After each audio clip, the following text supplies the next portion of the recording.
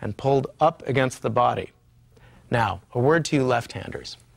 Whether you play right-handed or left-handed guitar is up to you, but you may benefit from talking to left-handed guitarists who play one way or the other to hear what they have to say about each approach. In this program, however, I refer to my right hand as the strumming hand and to my left hand as the chording hand. My instructions have more to do with convention than any bias against left-handed guitar players. Though I must say, I have always held a grudge against left-handed baseball players because they're a whole stride closer to first base when they bat. You can play the guitar equally well in a sitting or a standing position, but for the purposes of these lessons, we'll remain seated. As for hand positions, again, what feels comfortable is probably right. Place your right forearm over the edge of the guitar and let your right hand fall across the strings as I'm doing here. Cup your left hand around the neck so that the fingertips hover above the strings and the thumb rests on the back of the neck. Just make sure that you're not holding the neck up with the left hand. The guitar should be supported by the right arm, allowing you to take your left hand away from the neck without the guitar dipping to the floor. If you're sitting comfortably and your hands are falling naturally over the strings, you're ready to play. Getting into a playing position requires no more effort or setup than simply doing this.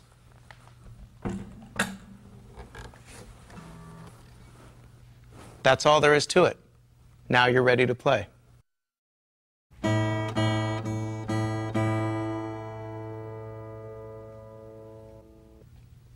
The first thing you want to do when picking up your guitar to play is to check your tuning.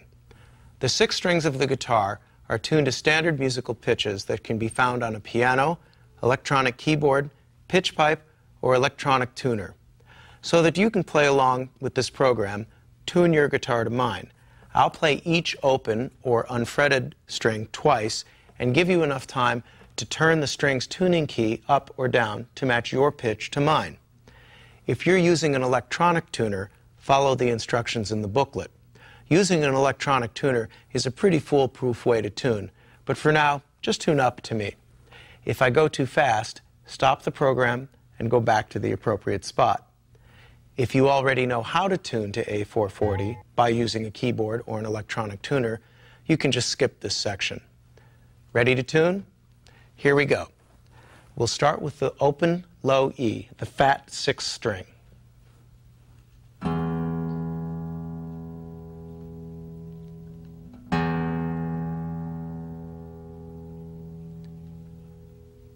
Open A, the 5th string.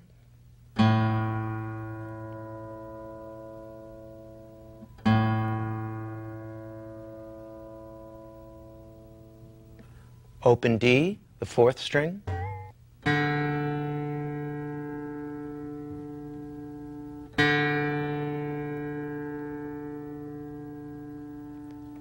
Open G, the 3rd string.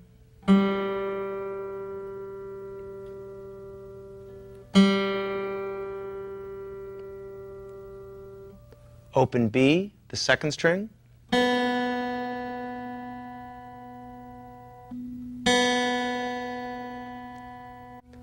And finally, high E, the 1st string.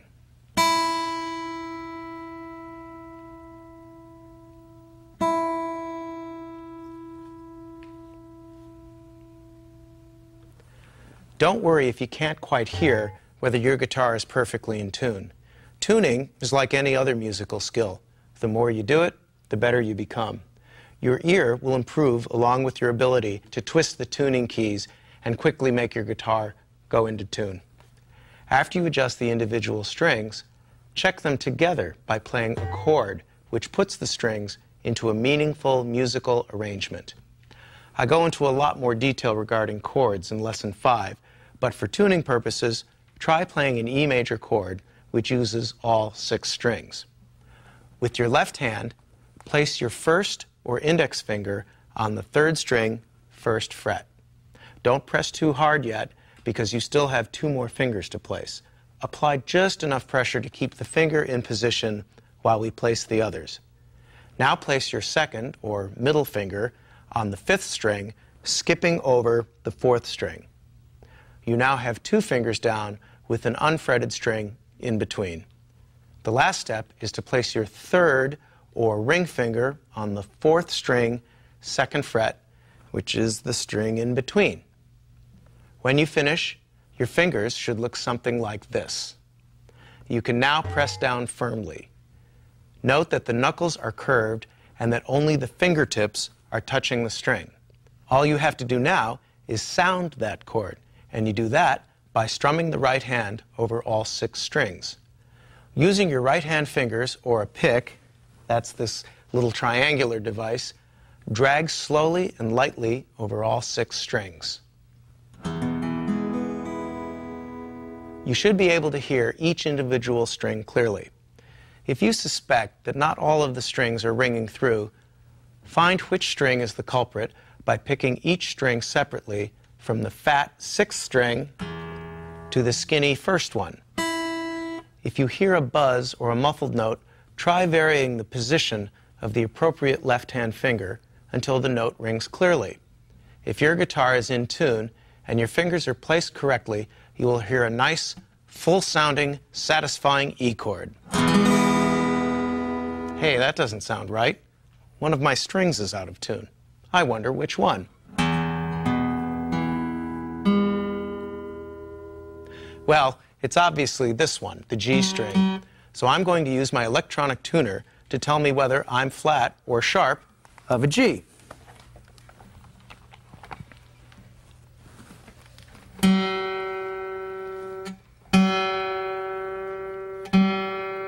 Aha! The tuner tells me that the string is flat or too low, so I'll just turn the tuning key and watch the meter until the string is in tune.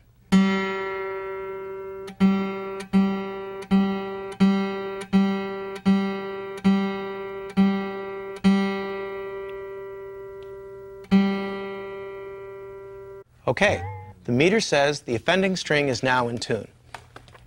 Let me just check that with my E chord.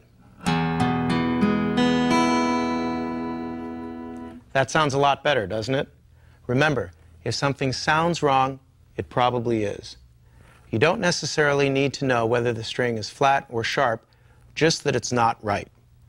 Use the tuning section of this program to help you get in tune, or invest in an electronic tuner and get all your strings in tune before trying to play the exercises or songs.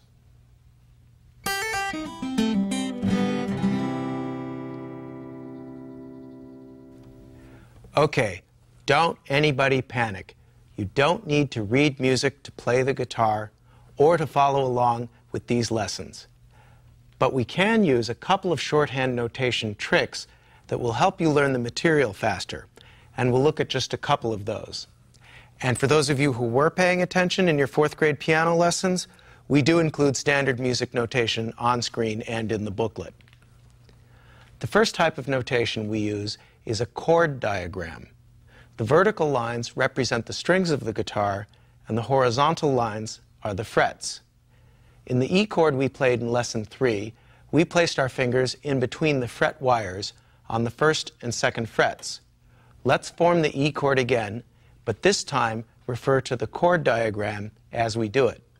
Place the index finger on the 3rd string 1st fret. Then place the middle finger on the 5th string 2nd fret. And finally, place your ring finger on the 4th string 2nd fret. You should be able to see how the dots on the grid relate to your fingers on the frets and strings. If this isn't clear, don't worry. Just go back and study the screen or look at the booklet to see how chords are represented in the diagrams. The next form of notation we'll look at is standard music notation, which appears on a 5-line staff. Guitar music is written using the treble clef, which is the fancy swirly symbol found at the beginning of each line. The lines and spaces represent the pitches or musical note names like A, B, C, and D, and the type of note used, such as a quarter note or eighth note, denotes its rhythm. This is the standard way music is represented, and thus the name standard music notation. Directly below the standard music staff is the tablature staff, a notation system specific to guitar music. The bottom line is the 6th or low E string. The top line is the 1st or high E string. Numerals placed on the lines represent fret numbers. Tab doesn't show you rhythms, but you can always refer to the standard notation staff above